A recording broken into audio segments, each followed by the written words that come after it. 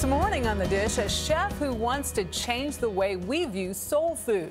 Todd Richards was born in Chicago and loved the traditional dishes his parents and grandmother cooked. After a move to Atlanta, he became a top chef at Four Seasons and Ritz-Carlton hotels and other top venues around the South before opening Richards Southern Fried in Atlanta. Now he's out with a brand new cookbook, Soul, a chef's culinary evolution in 150 recipes. The prestigious Michelin guide says the book expands the definition of soul food and gives a glimpse of what it will be in the future.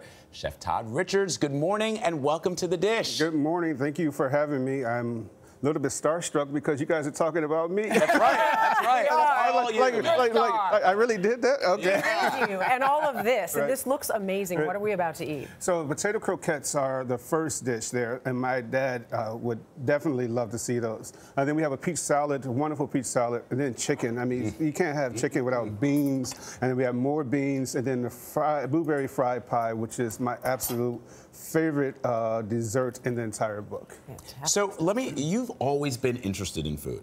Always. My family, I mean, every single holiday was always at our house and birthday parties, and we would cook so much food, and the only requirement for people to come over is to make sure they brought a delicious dish.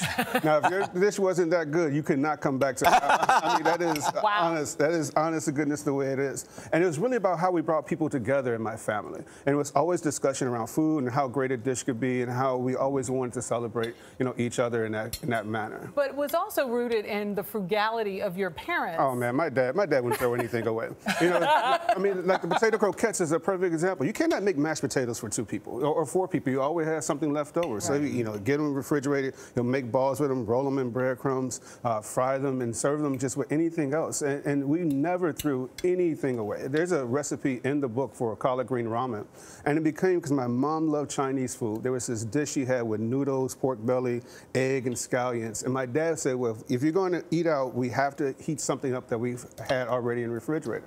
He would heat up collard greens and put it right there next to that ramen. And that's how I ate it as a kid. It's just a big bowl of ramen with collard greens right on top of it. Something that you wouldn't think necessarily to put together. Also things that I wouldn't think of as Chicago cooking. So how did you become soul food and Southern cooking in Chicago? How does that happen? My mom, who was a very brilliant person, was getting her master's, and she sent me to Little Rock, Arkansas to spend time with my aunt while she was in school. And then the lady next door to me, Mrs. Arnold, everyone has a big ma in the neighborhood, and she was our big ma, and she would make the best plate of fried chicken ever. We didn't make it at home. We only went next door to eat it. And she took care of the entire neighborhood. And just seeing that track of how delicious food, how we incorporated a lot of those dishes from the South into our own cuisine at home really made for a magical childhood. Did you ever think about going back to Chicago and opening up a restaurant again, if the government allows cloning, I would be more than happy to. It sounds romantic. It sounds really great idea to do so. Eventually, I know that I will do it because I want to do it,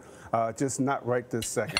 So, you need to breathe. Let me ask you about, we love music on this show, right. Yes. And so do you. You have a soundtrack. Oh, you said music, food has a soundtrack. Well, it does. I mean, like bacon frying has a soundtrack. It has a sound. Bacon what? Bacon frying. When you fry yes, bacon. that's true. And if you listen to the bacon, when it gets quiet, you know the bacon is ready. And I always tell people, you never go into a restaurant that's any good without any music. Can you imagine eating in a silent restaurant? That wouldn't make any sense. And then also the way my family was, we had the music outside in the backyard. We had different music in the basement, different music upstairs doing all these celebrations. And it just brings all those senses of love of people together.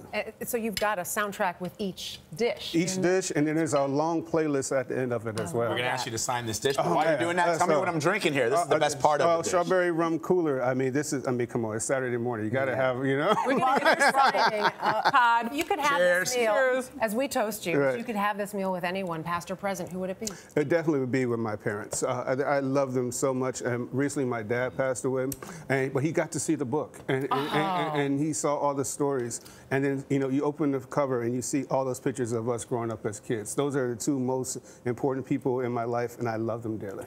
Oh, Chef Todd Richards, thank you. Thank you so much. And if you want more on The Dish and Chef Todd Richards, you can head to our website at cbsthismorning.com. You're here. Cheers.